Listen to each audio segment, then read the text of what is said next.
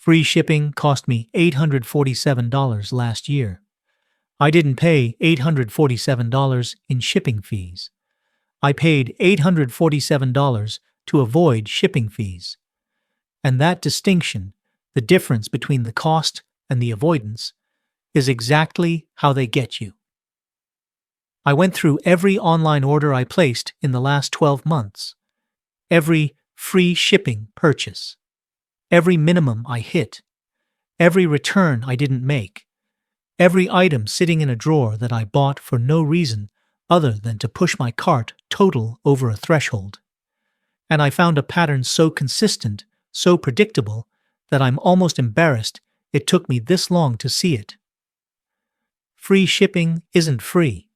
It's a behavioral tax disguised as a benefit. And I'm going to show you exactly how it works, the psychology, the math, and the specific tactics they use to turn free into one of the most expensive words in retail. I'm Kai. I make videos about money traps disguised as smart decisions. If you've ever added something to your cart just to hit the free shipping minimum, this one's for you. Let me start with the orders. I pulled my purchase history from every retailer I bought from last year: Amazon, Target, random clothing sites, home goods stores, anywhere I shopped online. I made a spreadsheet because apparently that's what I do now, and I tracked 3 things: what I actually needed, what I added to hit free shipping, and what I kept that I should have returned. The numbers broke my brain. Order number 1, February. I needed a phone charger. The one I wanted was $11. Shipping was $5.99. Free shipping started at $35.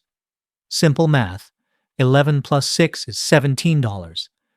That's what the charger actually cost if I just bought it and paid for shipping like a normal person. But 17 felt wrong. Something in my brain rejected it. I was losing $6 to shipping, to nothing. $6 for the privilege of receiving something I'd already paid for. That felt like a penalty, so I browsed. I told myself I'd find things I needed anyway. I found a pack of pens for $8. I had pens, but these were nicer. A notebook for $7. I had notebooks, but this one had a better cover. A small desk organizer for $12. I didn't need it, but my desk could use organization. New total, $38. Free shipping unlocked. I felt smart. I saved $6 on shipping. I got 4 items instead of 1. The cart felt full, substantial, like a real purchase instead of just a charger. Except I spent $27 on items I didn't need to save $6 I wouldn't have spent if I'd just paid for shipping in the first place. Net cost of free shipping on this order, $21. The charger is still in my drawer. It works fine. The pens are still in the packaging, unopened. The notebook has 3 pages used. The desk organizer is in a closet somewhere, never assembled. Order number 2. March. I needed a specific ingredient for a recipe, one of those specialty items you can't find at a regular grocery store. $14 for a small jar. Shipping was $7.99. Free shipping minimum, $45. I browsed the site. Added a jar of fancy honey. I'll use this eventually. A bag of high-end coffee. Might as well try it. Final order, $52. The ingredient I needed worked great. The honey sat in my pantry for 4 months before I used it once. The coffee was fine, but not better than my usual brand that costs half as much. Net cost of free shipping, $31 in items I bought to avoid, $7.99 in shipping. Order number 3, April. This one's worse. I needed a pair of running shorts. Found exactly what I wanted for $28. Shipping was $6. Free shipping at $50. So I added a tank top I didn't love for $24. It was fine. It was there. It pushed me over the threshold. Total, $52. Free shipping. The shorts were perfect. Still wear them. The tank top fit weird. The armholes were too loose. The color was different than the photos. I wore it once to the gym, didn't like how it looked in the mirror, and threw it in my donation pile a month later. But here's the thing. I didn't return it. The return process required printing a label, finding a box, driving to a drop-off location, and waiting 2 to 3 weeks for a refund. For $24, it didn't feel worth the effort. The hassle felt bigger than the money, so I kept a $24 shirt I never wanted to avoid a $6 shipping fee. Net cost of free shipping, $18, more than the shirt would have cost to just ship separately. And I still have to live with the fact that I donated something I never should have bought. This is where it starts to compound. Orders 4 and 5. Same pattern. A birthday gift that needed $12 more to hit the threshold. I added a candle I never lit, still sitting on a shelf somewhere. Back to school supplies that needed 11 more. I added markers still in the packaging 5 months later. Net cost of those 2 orders, $23 in items I didn't want to avoid, maybe $10 in shipping. I can keep going. I have 47 orders from last year, 47 orders. 29 of them involved adding items just to hit a free shipping minimum. The total value of items I added solely to avoid shipping fees, $412. The total shipping fees I would have paid if I just checked out without playing the game, $116. I spent $412 to save $116. That's a net loss of $296, just on the items I added to hit minimums. But that's not the whole picture. Now let's talk about returns. Returns are where the real damage happens, because free shipping has a shadow cost that nobody talks about. Return friction. When you buy something in a store and it doesn't work out, you return it. You drive back, hand it to someone, get your money back, and move on with your life. The friction is low, the process is immediate. The refund hits your account before you leave the building. When you buy something online with free shipping, returning it is a completely different experience. First, there's the psychological barrier. You got free shipping. That felt like a win, like you beat the system. Returning the item feels like you're undoing the deal, giving back something you earned. Some retailers even charge return shipping fees, which means the free shipping only worked in one direction. It was a one-way gift that becomes a two-way trap the moment something doesn't work out. Second, there's the logistical friction. Print a label. If you have a printer that works. Find a box. The original packaging is probably in the recycling already. Package it correctly so it doesn't get damaged in transit. Drive to a drop-off point during their operating hours, which never align with your schedule. Wait days or sometimes weeks for the refund to process. For every item, this process costs time and energy you don't have. Third, there's the mental accounting. If the item was $25, is it worth 30 minutes of your time, a trip to UPS, and 2 weeks of waiting? For most people, the answer is no. So they keep it. They tell themselves they'll use it eventually. They put it in a drawer and try to forget they spent money on something that didn't work. I kept 11 items last year that I should have returned. Every single one of them. Let me be specific. A jacket that fit poorly, $48. Kept it. It hangs in my closet now, untouched, a daily reminder of a decision I didn't think through. Shoes that were slightly too tight, $56. Kept them. Wore them once, got blisters, never again. They're still in the original box. A bag that looked different in person than online, $39. Kept it. The color was off, The material felt cheap, but the effort of returning it felt worse than keeping it. Plus 8 other items, headphones that sounded worse than the reviews promised, a kitchen gadget that didn't work as expected, sheets that were scratchier than described, cables, organizers, totaling $188. Kept all of them. Most are still in the original packaging, shoved into drawers I try not to open. Total value of items I kept but shouldn't have, $331. If I had returned these items, I would have gotten $331 back. Instead, I have drawers full of regret, a closet full of compromises. And every time I open one of those drawers, I see the price of convenience staring back at me, the physical evidence of decisions I made because shipping was free. Why didn't I return them? Because the return process was designed to make me not return them. Every step of friction is intentional, the 14-day window that creates urgency. The requirement to use the original packaging you already threw away. The restocking fee that punishes you for the product not matching its description. The return shipping cost that eats into your refund. The wait time that makes your money feel distant and abstract. None of this is accidental. Every barrier was placed there on purpose by someone who knows exactly how human psychology works. They want you to keep it. A kept item is a completed sale, revenue booked, case closed.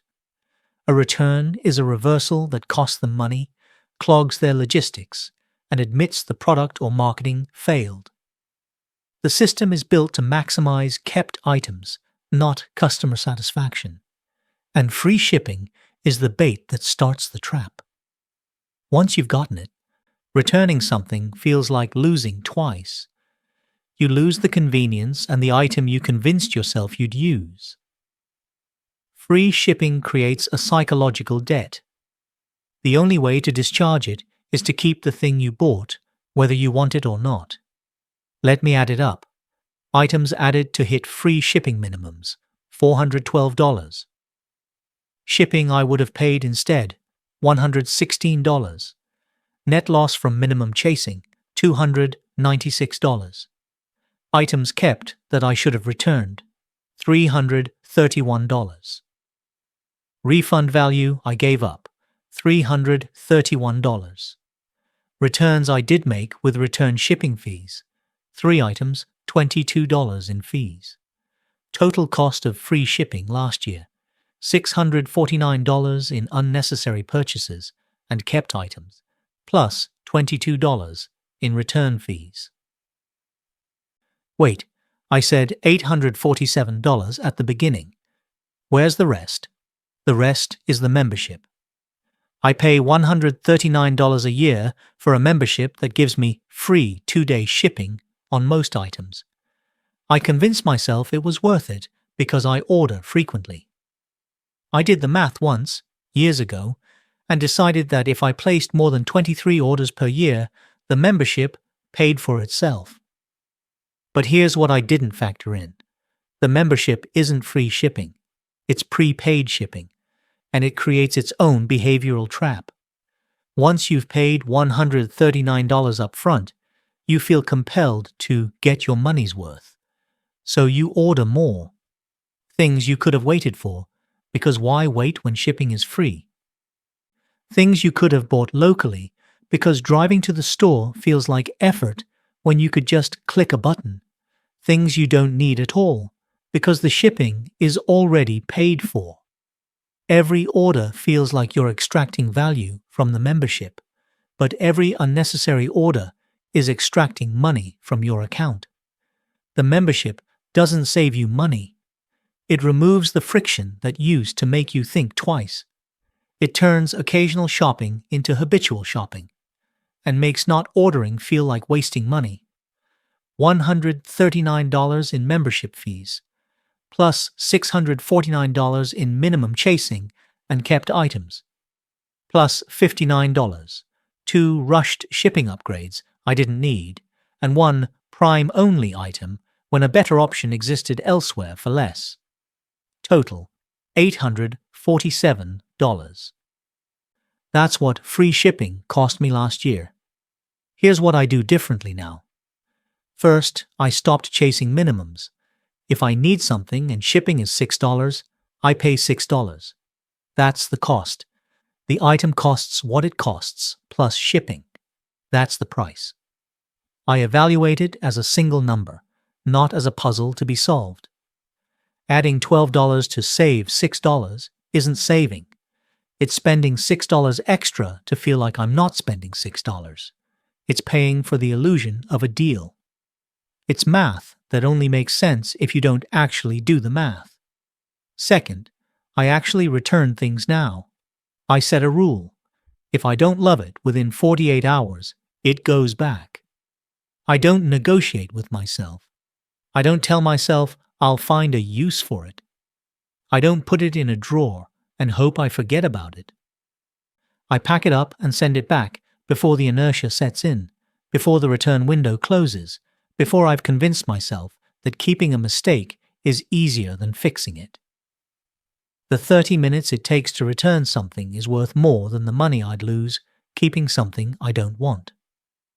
Third, I calculate the real price before I buy. If an item is $28 and shipping is $6, the item costs $34. That's the number I evaluate, not 28. Not 28 with free shipping if I add more. $34, take it or leave it. This reframing changes everything. When you see the real price up front, you stop playing the game. You buy what you need, you pay what it costs, and you move on. Fourth, I cancelled the membership. Not because the math was obviously bad, it was borderline at best, but because the membership changed my behavior in ways I didn't like. It made me order things I didn't need because shipping was free. It made me feel like not ordering was wasting the membership. It turned shopping from an occasional task into a constant temptation. Without the membership, I think twice. I wait. I combine orders or skip them entirely. I sometimes realize I didn't need the thing at all, and that realization saves me more money than any free shipping ever could. The friction of paying for shipping is a feature, not a bug. It makes you pause. It makes you ask, do I actually need this? Do I need it right now?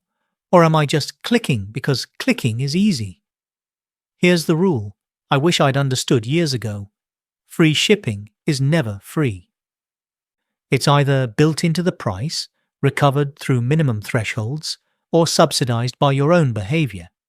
The extra items you add, the returns you don't make, the memberships you pay for, the habits it creates. When someone offers you free shipping, they're not giving you something for nothing. They're betting that the word free will change your behavior in ways that benefit them more than you. They're betting you'll add items to your cart to hit a minimum. They're betting you'll keep things you don't want because returning them is hard. They're betting you'll pay for a membership that makes you feel like you need to order more. They're betting the word free will turn off the part of your brain that calculates real costs. They're usually right. They were right about me for years. 47 orders. 29 minimum chasing purchases. 11 kept items. 1 membership that trained me to click buy without thinking.